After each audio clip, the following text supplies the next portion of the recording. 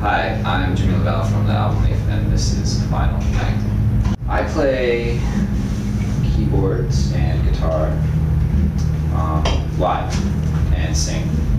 And then there's also our bass player plays bass, some bass synth and trumpet. And then our violinist also plays synthesizer and sings. And then our drummer plays drums and also synthesizers. Okay. So were they all on the album also? This last EP, yes. Okay. So they're like officially members? Yeah. I mean, even though it's like my solo project, I still, like to have a core band.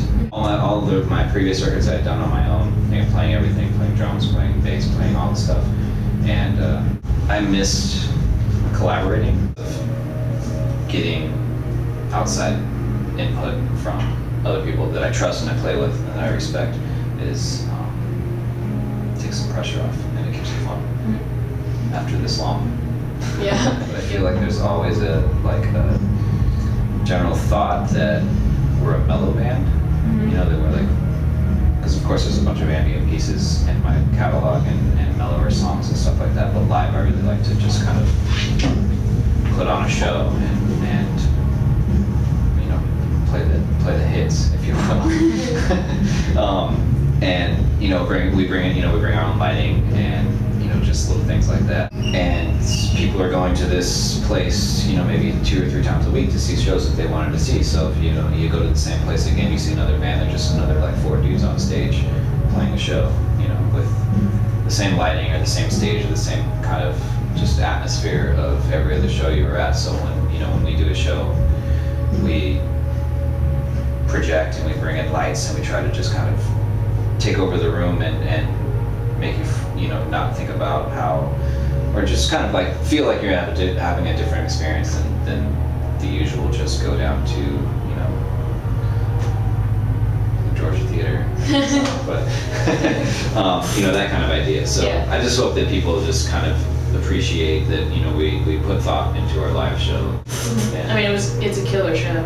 Cool. I'm glad I finally got to see it. Cool. And it makes, I don't know, I feel like it's gonna make me appreciate the recordings even more than I do. Awesome. Who chooses like the projections or whatever well, it's changed like through the years because we've been doing projections since 2001. Now everybody's doing it. But we've been doing it for almost, I guess, over 10 years. And for the first probably 7-8 years, we had a guy who actually did our visuals and toured with us and set everything up. It was a collaboration between he and I in a way, just like he was project his visuals. I had some say, just be like, oh, I'm not really down with that, or that's awesome, maybe can you do this too, make it go like that, or something like that. So that happened, and then basically 3 years ago, right after Course of Storytellers, the lineup of the band kind of shifted. People went their own ways, and our visualist had a baby, had another one coming, and newer visuals were made by my wife. We're basically in the middle. We're kind of in the middle process of redoing kind of the whole show, because we've had the same visuals since these records have come out, since we've been playing these songs. The visuals for it haven't really changed, with the exception of a couple ones. But so it's kind of there's some that I've done, there's some that our violinist has done, so we're just kind of putting all new ideas together. The looping of instruments we do live on stage. We each have loop pedals connected to everything that we play. Even the trumpet has a loop pedal on it. Is any of it a track, or is it all you live? Yeah, there's definitely tracks. Okay.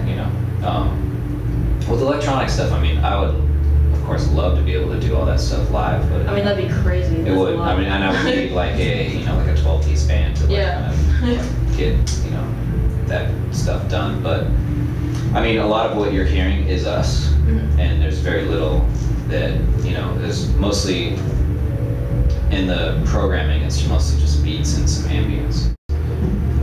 I don't know. I'm also becoming very anti.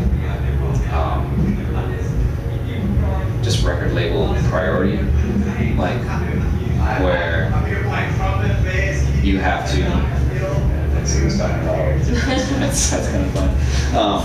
Where like they, you know, oh, it's been 2 years, you know, it's time to put out another record or something like that. Or you just released a record a year ago, it's not time yet, but yet you have this whole thing. So it's just kind of like, just feels like, you know, why, if you have music and you're a musician and people want to hear what you're doing, do you have to wait to get it out? So, you know, I just kind of like, I mean, because Tori's Distraction came out August 28th.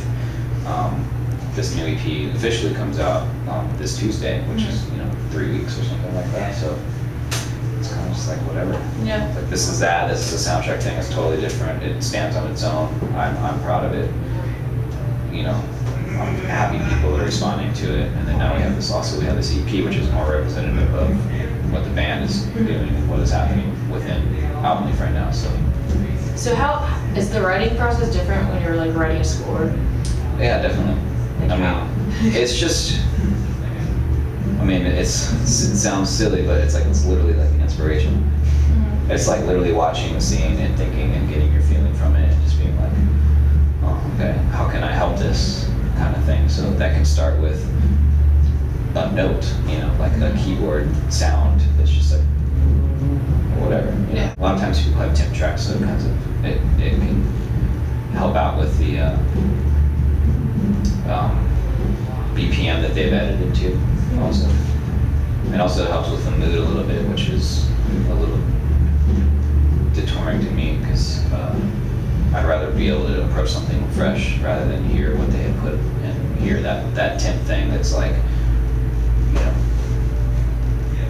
explosions in the sky or something like that, you know, that's like what they tempt the scene over, and then you're thinking, oh, now do I need to put, you know, wailing guitars or whatever, you know, something like that. So it's kind of just nicer just to watch and just be able to just get inspired by what you're actually seeing and what's going on and what point in the film and all that kind of, you know. Okay. Oh yeah, and then I did a documentary about Wonder Woman that's been screening all through the States. That's really cool. Yeah. It's more of a documentary about I guess the role of, or just how feminism has, you know, grown and become what it is through the years, and Wonder Woman's role through those decades. It starts like in the 50s with like, you know, basically like housewife style, you know, patriarch family kind of thing, and then goes through roles, you know, as women's role in society changed. You know, Wonder Woman's role on screen also kind of started to go in different directions and things like that. Like, you know, when women got more weak, Wonder Woman got more weak, and then, you know, it was just kind of like parallels it, but it's really a story of feminism, but also a story of like a lot of people that are really inspired and, you know, are into Wonder Woman. What's it called? It's called Wonder Women: The Untold Story of American Superheroines. All right. And that was another hour and a half. Really cool. Yeah, it's really cool. That was a different score for me too, because there was like a lot of rock, Yeah. like straight up like hard style, you know, and then a lot of atmospheric stuff and a lot of kind of orchestral stuff and a lot of like bombastic drum stuff. So I did all kinds of different things. So it's cool. So you said you self-produced everything. Yes. Self-released everything. That's what I'm trying to say. Yeah. I can speak, but yeah. So, like, what is that process like? Because you kind of talked about why you did that, but. I mean, it's scary. It's definitely scary. For one, to be totally honest, because, you know, I mean, like the music world, CD sale world, obviously has changed immensely. But just self-release, I don't know. It's, you know, you're paying for everything. You're taking the gamble on yourself. But you're also, you know, bringing in all the benefits are directly to you. But it's definitely scary, especially in the world of illegal downloading, which I'm actually fine with. And trying to sell product, you know, like versus somebody just being like, oh, I can just download it. Because I feel the same way. If you illegally download one of our records and you like it, then You'll go to the show. you're gonna go to the show, Yeah. and maybe you buy a T-shirt or you at least you pay for that ticket. You know, so it works in all ways. But yeah, it's definitely scarier to put out your own stuff. Yeah. But it's more beneficial in the end. But you also don't have the push behind, you know, like being on a label, you know, being with Sub Pop for 3 years obviously helped me where I am now. Being on Sub Pop had a lot to do with that. So now I kind of feel like we now have a fan base, and I now can safely release or get people somewhat excited. I'm not really sure what's next, actually. I mean, obviously we'll get around to another record. There's actually another project that I'm working on that I'll be touring with next year. It's a collaboration with an old hero of mine, which I'm really excited that I'm actually working with him. I'm not allowed to say anything about that. But it'll come out next year, Okay. and we'll be touring on it. And we're almost done with the record. And so that's probably the next thing I'll be focusing on. Then after that, definitely.